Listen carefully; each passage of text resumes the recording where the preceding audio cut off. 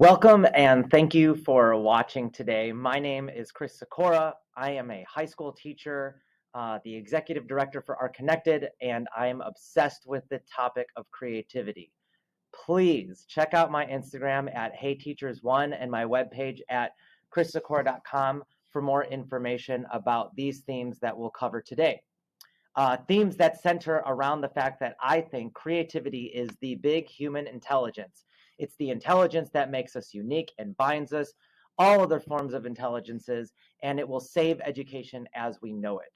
In an effort to purposefully engage it, I created a 6-step process to help students more easily understand the creative process in a meaningful way.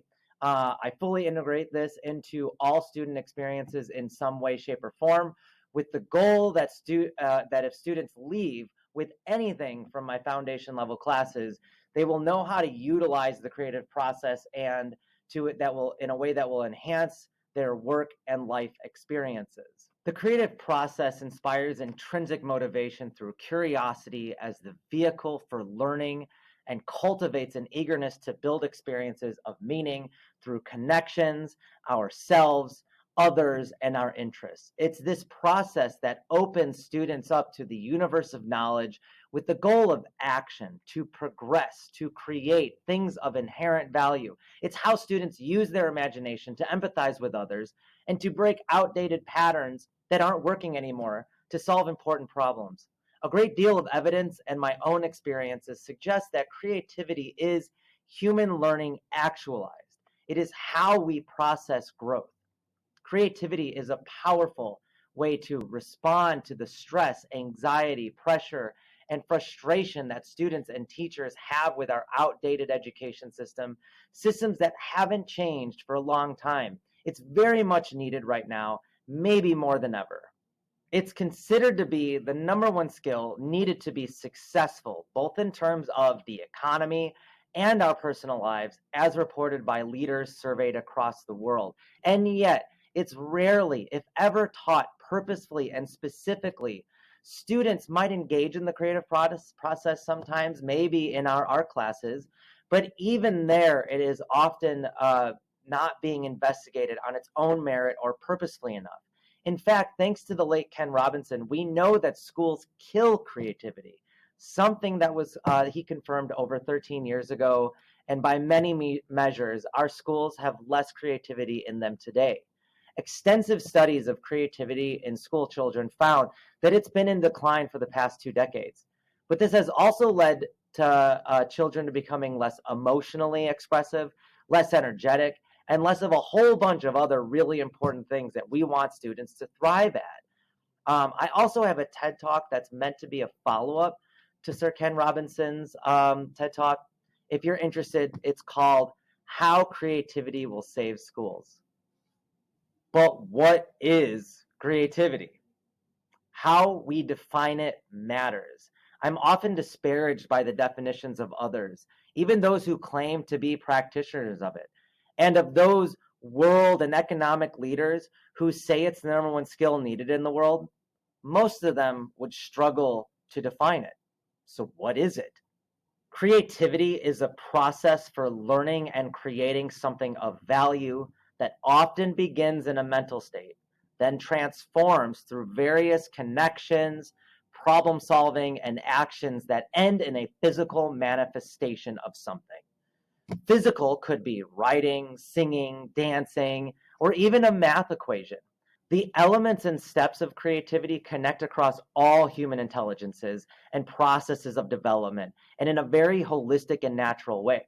There are few things more holistic and natural, and I have to point this out, to human development than curiosity, which will be a major focus soon in this presentation. So here's my framework for the creative process. You can see that in my little infograph there, I have a lot of circles. It's a little wibbly wobbly. The creative process is not necessarily meant to be linear, but I do define 6 steps that students can work through, starting from step 1 and going through step 6, but you're sort of meant to enter it at various stages, and it's not necessarily a straight line. It's often circular. So I have 3 frames or 3 phases within those 6 steps as well. We have phase 1, curiosity, which includes the steps influence, connect, and innovate. Students are more mental in this stage. They're thinking, they're being inspired, they're making connections across themselves to other content, and then they're innovating, problem solving mentally. That leads into the more physical phase of creation, which we're all really familiar with, which is when students start by prototyping, making sketches, coming up with drafts, and then getting into the actual work, the hard part of making the artwork or the whatever it is that they're creating, leading into the reflective phase of critique, which involves reflection and a lot of self-reflection as well. So again, students can start at step 1, finding inspiration, looking for influence, connecting, then problem solving, drafting, making work, and reflecting. But the critique phase often sends us back to the start or somewhere else into the work stage, and starts it over again. I mean, you could make an argument that the creative process is really never over, but I have this as a framework so that students can kind of understand and visualize that process for themselves in their own process. In the very big picture, I've come to frame my pedagogy and practice in this triangle of targets. The 3 outer points support the ultimate goal of student agency, which is in the center. My top goal is for students to learn about the creative process in depth. In order to create things of value, they need to have basic content knowledge, domain skills, and experiences to build with. So finally, in order to cultivate authentic creative engagement, students need to know who they are. They need to be making decisions for themselves, collaborating with others, leading, and doing all of this and more within the context of their own worlds. This is socio-emotional learning. I use this holy trinity as a reference often as I reflect on my curriculum. For today, we will dive into curiosity and how to build a curious culture, cell integration, teaching creativity, and finally, student agency. All of these things coexist together, supporting each other, igniting intrinsic motivation. Before moving to the next slide, though, let me ask, what makes you curious? What, in my humble opinion, curiosity is the soil for learning, essential to the journey that we all take. So again, it helps to frame this by asking ourselves what makes us curious. Within the creative process framework I use with students, curiosity sits prominently in the first 3 stages. Think of the last time that you felt like you really needed to know the answer to something. Why did you need to know it? Or think of a time when you felt a sense of awe as something previously unknown to you was revealed, like the James Webb Telescope revealing images of the cosmos previously hidden from our view. What were the factors around these experiences? What are some of the essential ingredients that helped create that particular blend of curiosity? Curiosity is the source of intrinsic motivation, proven to be the best motivator for learning. It's also deeply associated with affection. Swiss child psychologist Piaget went so far as to say that learning does not happen without it. If we aren't interested and don't particularly enjoy the content, we are very unlikely to learn it. That bears repeating. If we're not interested, we don't learn the content. How can we become curious? How can we become interested in it? Curiosity is the soil for learning because it puts us in the mental state required to be open to the world, to build relevance in the content, and motivates us towards the meaningful rigor required to actualize our intelligence and learning. It inspires us and provides the carrot for continuing through struggle and failure. Imagine for a moment human beings 300,000 years ago when the modern brain was forming, developing. What were they doing? Being nomadic comes to mind, exploring the world, making novel discoveries. The hippocampus was hard at work remembering how to navigate that physical world, hardwiring events and landmarks into the brain, utilizing our reward system of dopamine. Think about what might have triggered a reward back then, and the role that human relationships played in our evolution as we became more complex social animals. It became an evolutionary advantage to associate learning with relationships as the hippocampus became fundamental in building meaning out of experiences. And important to note, it has been measured that overstimulation dampens dopamine receptors. So a calm mind is more often likely to become a curious mind. An overstressed and busy mind is not one that learns well. More practically, how do we cause our students to become curious? If you look at the way humans have learned up until about 100,000 years ago, at least 98% of our learning as modern humans, something Peter Gray focused on in his 2013 book, Free to Learn, you find that being outside, a lack of structure, time to play and explore, and this is really important, the delegation of responsibility and freedom for children to explore, was consistent across multiple hunter-gatherer societies, if not all of them. He also points out that a sense of openness and community were central tenets across nearly all societies in the world. In other words, adults mostly got out of the children's way, giving them freedom rather than controlling. Control cannot be understated as a curiosity killer in most cases. Here's a quote from the book. Children come into the world burning to learn and genetically programmed with extraordinary capacities for learning. Within their first 4 years, without any instruction, they can learn to walk, to run, jump, and climb, to speak and understand their culture, acquiring an incredible amount of knowledge, driven by an inborn instinct and innate playfulness and curiosity.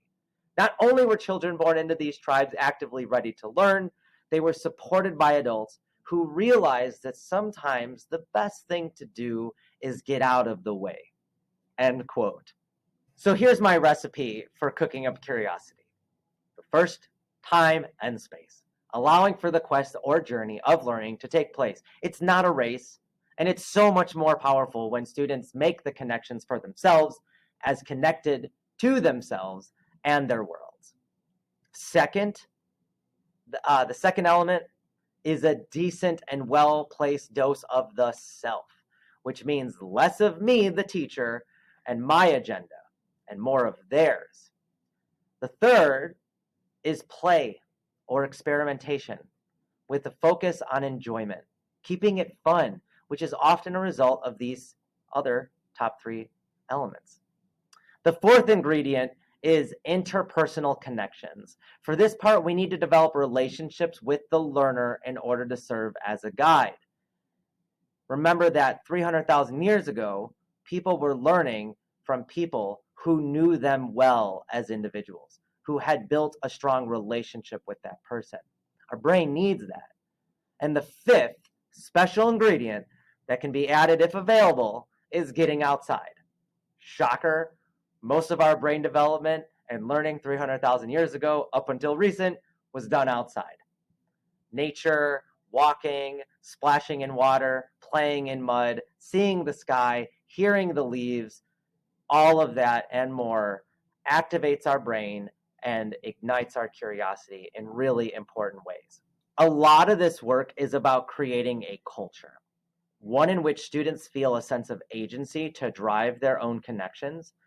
And for this reason, they should have some power in the process of creating that culture, defining expectations and responsibilities that work for them. This has to start on day one. We have to show that this is important on day one. They also need to know how to think for themselves and come up with ideas, which is where a lot of that creative process focus comes in, whatever. But how do you ask for agency on day one? How can we start activating those SEL muscles that are necessary for doing all this work when the students are really uncomfortable and don't even know anything about the class that they're in? So let me share some early exercises that I use in developing a curious culture that begin on day one.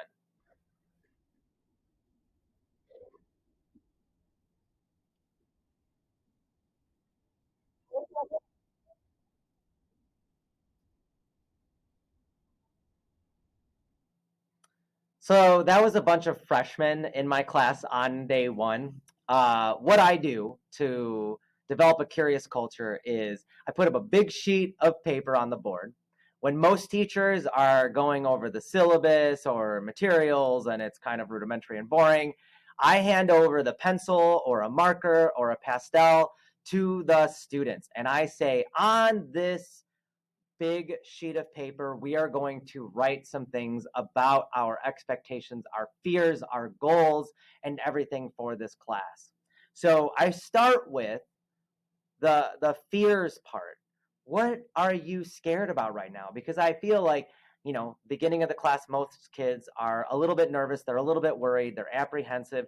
So it kind of acknowledges the moment to drive from there. So I ask them, like, what are your fears? What are you not good at? What do you struggle with in school? It's not just about this class. It's kind of about the bigger picture of school. Some of it then drives to this class. And they write these things on the big paper. And then I follow up. What are your hopes? And what works for you as a student? And individually, they write those things on the board. What doesn't work for you? And I try to ask students to pick colors that they feel represent that mood, the emotion attached to the word that they're writing on the board. And then, so the video was a bunch of it's a freshman class. So this is freshmen, like their first day of high school. They started high-fiving the paper for whatever reason. And then I didn't stop them. I let it happen. I let it go. And this is an important element, I think, of developing curiosity and creativity. And they all kind of came up and they all started high-fiving it. They had, they were using pastels, so they had marks all over their fingers. So this is a day one of creating a curious culture. You can argue that I'm doing some curiosity mapping. I'm engaging in play. I'm giving the students agency. On the right side of the presentation, you can see some artwork. So then after that, in day two, we go into actually making art based off of those experiences. So what are some of the words that you wrote? I want you to pick a color that relates to that. Now draw a shape that relates to the energy or thoughts associated with that word. And now let's do another word and contrast that. And they kind of make these expressive little pieces just, over a class period. After they made these artworks, we kind of keep going through more days. I use this to teach other skills. We obliterate, we destroy, we build on those layers with more expressive elements, and they kind of evolve into abstract, expressive works of art. I asked the students, because I started to notice a theme, to compare their artworks with other classes. What are some of the things that you notice? What are some of the differences that you see from one class to the other? Like, are these pieces darker? Are these more wavy? What do you think is causing that? Do you think that's students responding to each other? And that conversation is really important, I think, in getting into the culture of everything that's happening in the class. Another thing that I start doing really early on is talking about SEL from a place of emotional intelligence. So maybe you're familiar with the mood meter. I use that a lot from Ruler, the program Ruler. I often start a day off by putting the mood meter on the board and saying, where are we at emotionally today? And I'm just trying to build a greater emotional vocabulary. And the other thing that I love to do is be energy responsive to students. So where is your energy today? Is it high? Is it low? What can we do? Should we do something that actualizes that? Like, for instance, today I had students it's very foggy and rainy outside, and they said they wanted the music to kind of meet that mood. So I played a lot of Radiohead, and they were all feeling like that was hitting their mood and, acknowledging where they were at in the moment. I like this battery energy map as well. A lot of times I'll put that on the board and just ask students to self-identify where they're at. Are they fully charged? Are they almost fully charged? Are they kind of in the middle? They have a decent amount of energy? Or is it waning a little bit? And like, do they need a charge? Are they just completely spent and need something to kind of elevate them? I love the graph on the bottom here because it kind of visualizes a lot of the issues related to our expectations and what's really happening in a student's day throughout the periods that they go through or the different lessons and moments in their day. A lot of us want that energy and output to be the same throughout the day. The truth is, it's just not. We all know students are different in the morning than they are at the end of the day versus like after lunch. And I think we need to acknowledge this and actually reflect and respond to that. And I call this energy responsiveness. And in a lot of cases, responding to that energy can spark creativity, which is some of the things I'll share in a moment.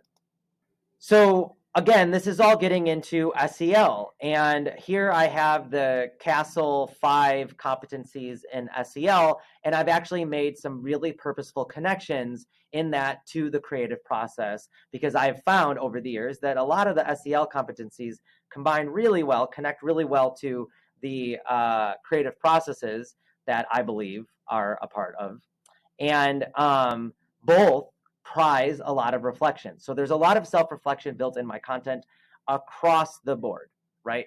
And I'm always asking students what went well today, to consider the material and the processes. Something I'll talk about later as I do creative exercises, like quickly over a series of days where they go from like pencil to pastel to dry pastel to paint to watercolor, and ask them to kind of reflect on what's the difference between these mediums. How do they feel texturally? What do they seem like? What kind of artwork do you think associates with those mediums? But I'm also always giving self-reflection opportunities for students after larger projects. How did this project make you feel? Being self-aware. How do you feel successful? What makes you feel successful? Is the art complete? Did you put the amount of effort needed into it? All of this, again, is self-awareness. Social awareness. Connecting and collaborating. How does this artwork relate to you and who you are? Did other people help you in the process? How? Did you look for other sources, examples, or inspiration from other people in the world? To innovating, which is problem solving and decision making. What went well? Did you have any breakthroughs? What's your favorite part? Where did you struggle? Did you fail at some point? And how did you respond? What could be improved? What would you do differently next time? All of this connects very directly to the SEL competency. So it's all rooted in the creative process and integrative SEL. Again, influence, first step of the creative process. Self-awareness, right? How are you? Why are you here? Why are you making this thing, right? What's influencing you? The second thing, connecting, the second step, social awareness, right? What's the impact? How are you connecting to others? What did you do yesterday that kind of connected to today? What other artists are you looking at? What other people are motivating you, inspiring you? Into the third step, which is innovate, which is decision making. Again, like, what will you do? How are you going to make this? What is this artwork going to look like? Into drafting, which I consider a lot of, I connect a lot of this to executive functioning skills. A lot of students won't draft, they won't sketch, and it's so important in the overall piece and process to do that work. And that's a lot of self-management. I think the students who tend to do the drafting and the sketching without me saying anything have higher executive functioning skills. So this is practice and routines built into the creative process. Into the work step, which is a more self-management and more decision-making. They're taking action, they're creating every day, they're making decisions about their artwork. They're kind of going back to the other ones, connecting, looking at what's working, what's not working, beginning that conversation with the artwork, into the final step of critique and collaborate, which involves a lot of relationship skills. They're letting other people talk about their artwork to reflect on it, and they're learning from others' perspectives, building those relationships and reflecting on who they are and what their artwork is. With the goal of scaffolding to student agency, I have created this infographic that illustrates the steps and experiences that I use to ease students towards total student-driven learning. Just as experimentation is crucial to curiosity, it's also fundamental. It's a fundamental aspect of creativity.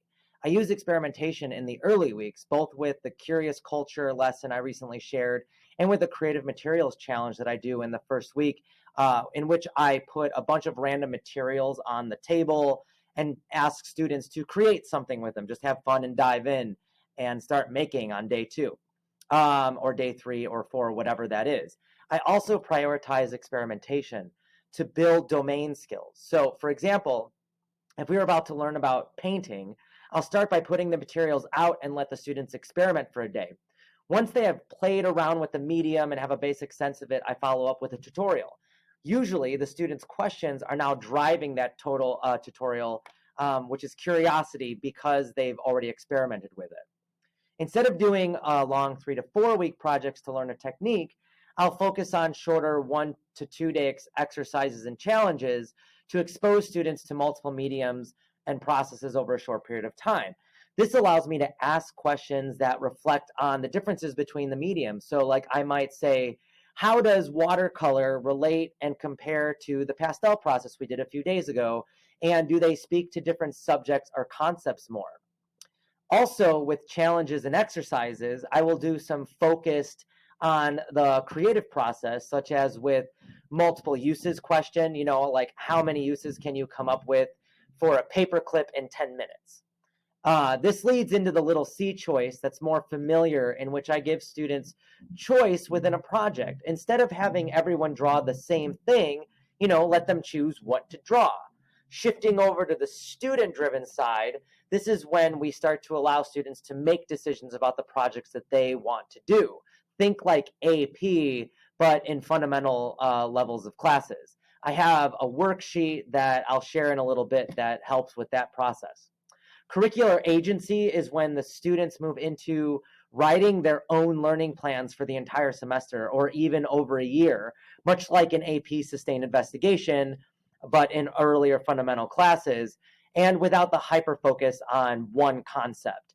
For instance, I had an art one student decide to basically do nothing but charcoal in an entire second semester. And the results were pretty wonderful, actually. Structural agency involves giving students ownership/leadership over the entire learning process. This could be giving each student a specific leadership role, such as like you're in charge of cleaning.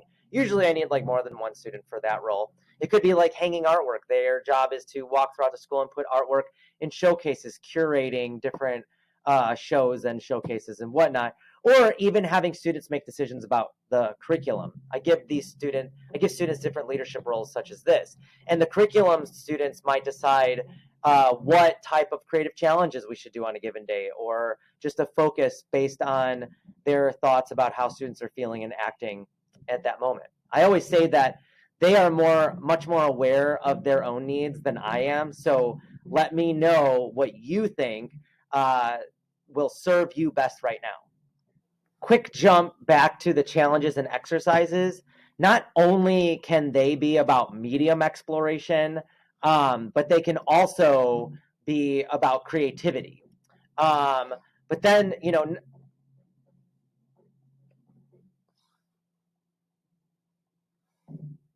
quick jump back to challenges and exercises. Not only can they be about like medium exploration and creativity processes, but they can also prize SEL experiences, such as the example here, in which I ask students to use the mood meter to pick the word that best represents their current emotions or the emotions they've been having over the past week, and then represent that emotion using oil pastels. Here are some examples I've done with students recently in graphic design and in an intro to art class. The Brutalism Design Challenge took about an entire class period, and honestly gives some really great results. But the pastel one was just like a 5-minute warm-up activity. So they really vary in length and could be even over like three periods or 3 days too.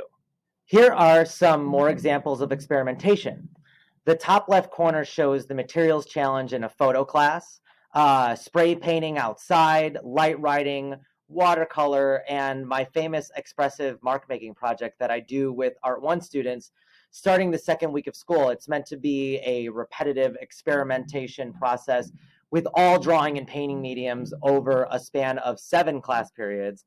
But that's another presentation or workshop. I actually have a video/tutorial worksheet on my Teachers Pay Teachers for that project. If you're interested in checking it out, just look up Mr. Sikora and Intro to Art, Expressive Abstract Painting and Drawing. I feel like I always need to remind myself and others that school is not a race and that failure is an essential aspect of learning. And experimentation really meets that realization. Here's an example of little C choice with Art 1 students deciding what to draw during a drawing unit. Some set the bar too high, some go too low, and all of them learn from that mistake and gain from the journey. I also have a book of project options in the room all the time, which is shown on the right side, that students can look through whenever they can't decide what to do. Choice boards and websites that I also have with different project ideas help support that choice. Students like to have options. When you're given the freedom of anything, choosing anything, it can be overwhelming. And sometimes like putting things in a box or restrictions are really helpful for little C choice type experiences. This series of photos was taken on the same day in an Art 1 class after our choice project unit, or when we were engaged in our choice project unit. Each student is doing something totally different. One group is working on a collaborative mural. One is that charcoal drawing student that I mentioned a little bit ago. One is doing a watercolor painting of abandoned buildings with ghosts inside and then decided to make a 3D model of one. Another student is making a small book of many art pieces. There's a mini landscape painting, larger expressive piece, and then a sketch from an artwork about body dysmorphia that a student was just starting. So let's chat about how I get to student-driven curriculum and working through the 6 steps of the creative process. This helps students identify the steps, builds vocabulary, and ingrains creative thinking into their learning process in a very purposeful way. A little note about contrasting harmony right there under relationships. That's what I use to describe when people combine things that don't seem like they should go together, and then the results are transformative when you combine those two things together. But let's move on to the creative worksheets. So here's an example of that creative process worksheet I have been mentioning. I have a sheet for each step of the process, the first one being influence. These are meant to take multiple class periods, and they go through the entire process, sort of like in a journaling form.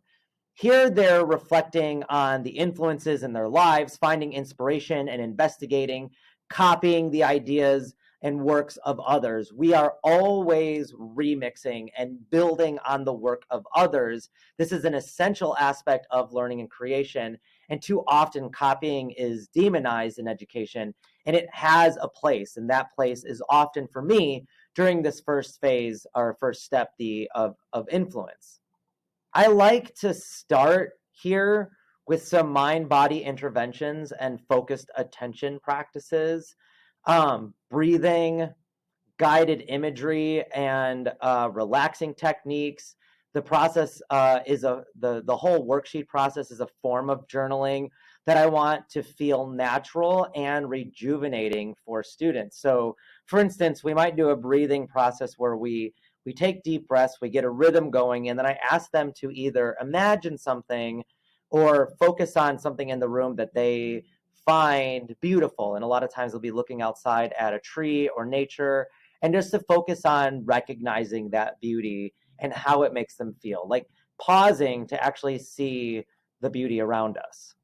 This leads us into the second step, connections, combining ideas that they have copied, perhaps, connecting to their biology and experiences, making meaning for themselves, exercising their imagination, and then building relationships across content and people who could support that work.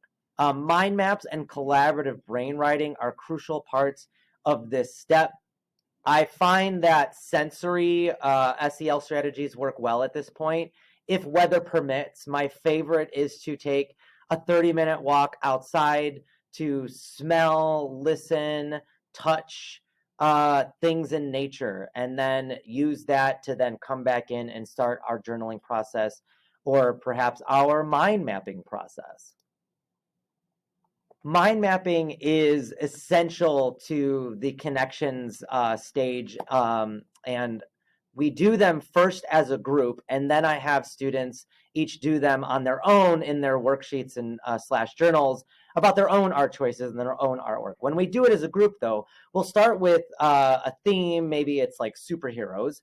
And then, like, I'll just ask them, like, what comes to mind? I'll write superheroes in the middle of the board, and then I'll write everything on the board as they say it, as it comes to mind, recording their responses and the flow of their thought that often turn into webs and groupings of different themes. And then we talk about potential connections to build an art project from that idea. And sometimes the students like the results here so much that it will create a theme for numerous students to explore more deeply. So sometimes it creates like a group mindset to go in one direction on a project, and oftentimes it doesn't. And sometimes it's like 5 or 6 students. I just kind of let that happen naturally. One of my activities during the innovation worksheet is for students to create 3 to 5 move collages. They will do some writing about their concepts and ideas based on prompts. They also create a plan, which we learn about by making process maps for their projects. How will you get from A to G?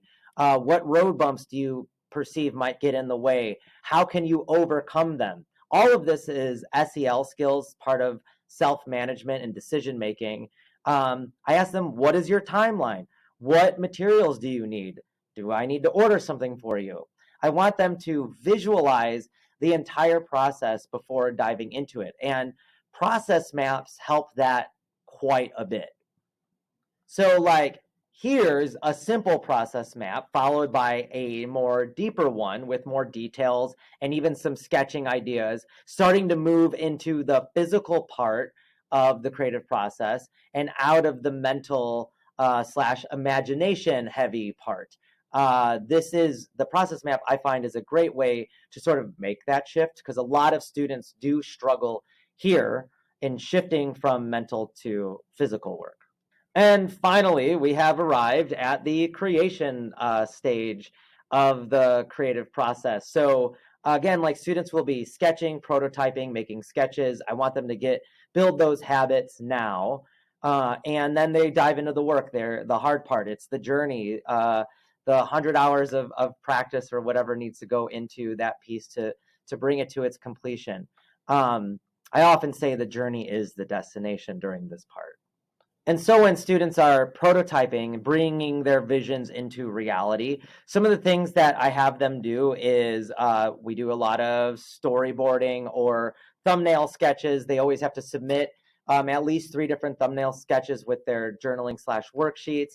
And they are continuing the problem solving. This is when I say, like, this is the best time to fail. This is when you want to take chances and see if it works and get some feedback from other people. This is a great place for feedback from others before you dive into putting a lot of time and energy into a single piece. This is the time to fail and reflect and innovate some of your ideas into a better place. And then you can actually, like, when you're sketching, you actually get to see how these ideas work in reality versus like just how you imagine them to be. And then they're diving into that work step, the creation. They're embracing the process. They're still probably experimenting. And one of the things that I love to say is that when students are into a piece that they care about, that dialogue really starts to take shape between the work and the student of, like, what does this piece need next? What is not working in this piece? When is it completed? I always, like, what is the artwork telling you is a big thing that I always ask students during this part. But really, this is the part that our teachers are really comfortable with, so I don't need to go too far into that element. I will note that I hyper focus on the process some more here, because a lot of students will get stuck at different parts of the creative process. And that's one of the reasons why I love to build this vocabulary, because the students can identify the parts that they're struggling with. Like, where are you getting stuck? And they do tend to get stuck at different places. And now they have a vocabulary, they have an idea of these different steps, and they can kind of identify, this is where I need work. And so hyper focusing on the idea of the process being the point, being the art, really helps students sort of embrace it, because a lot of times they get deep into this work and they run out of steam. And we all know as artists, it takes a little to get us through that. So I find focusing on that process as the journey really helps, which then brings them to the final phase, the critique, that scary part of they finished their artwork and now they're putting it out there into the world and people are responding to it. And so, ending with the critique is so important to me. I think like in our busy schedules, the school year that like seems like it doesn't have enough time, but also feels like overwhelming. Critiques often are the thing that get pushed off to the side. And I think it's so important to make sure you give time to this process and honor it and allow students to talk about each other's work and to gain from that feedback.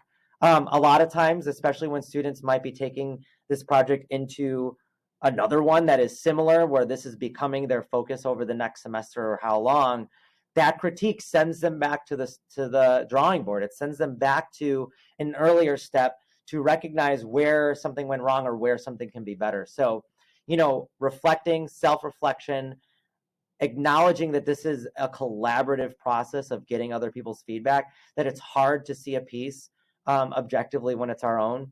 I like to show them a video. It's called Austin's Butterfly. It's on YouTube. It involves a bunch of like first grader age students critiquing another student's drawing of a butterfly and going through that process of improvement. And it's really lovely. And my high school students love watching it. So I recommend it. And so again, this whole thing has kind of come full circle, the creative process. And through self-assessment, again, I hand out self-assessment sheets to every student that they, talk about their own work. And I actually want to get that before they hear from other students and then a follow-up after they hear from other students, because the way that we think about our artwork changes when we get influenced by others. And again, this connects very closely to the SEL 5 competencies from Castle in making sure that my reflection and assessment guidelines are in line with that, and then I connect that to the creative process as well.